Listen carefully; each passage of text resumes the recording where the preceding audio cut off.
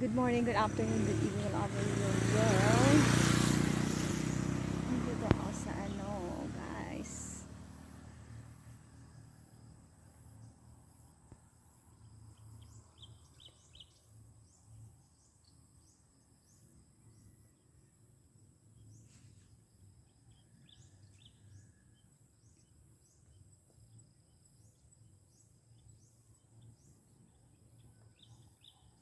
Tsaka siya guys, at saka ang ganda dito guys kasi presko ang hangin. Tapos makikita natin siyang banda na yan. Oh, tingnan niyo guys, 'di ba?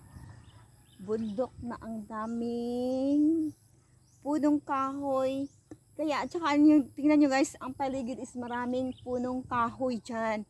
Kaya siya, ang hangin nila is presko, walang abog, walang alikabok guys kasi tingnan nyo guys, ang kapaligiran dito na area is ang daming punong kahoy.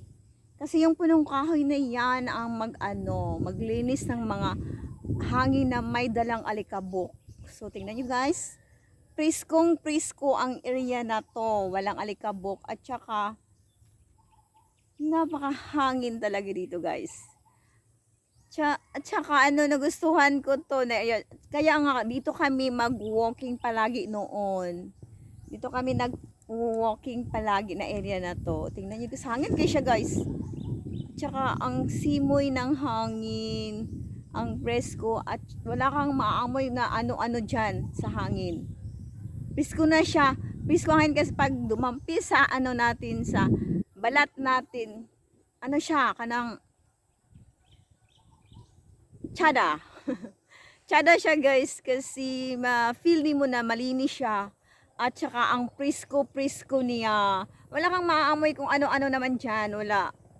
Tsaka ganahan ko din guys nga area. Tsaka dito magmuni-muni lalo na kung nature lover ka.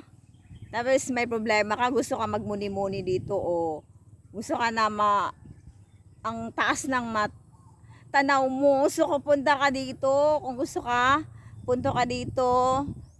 Ang haba ng matitingnan mo, matanaw mo. Tapos, ang presko talaga dito guys. Thank you and take care always. God bless sa ating lahat. Babu!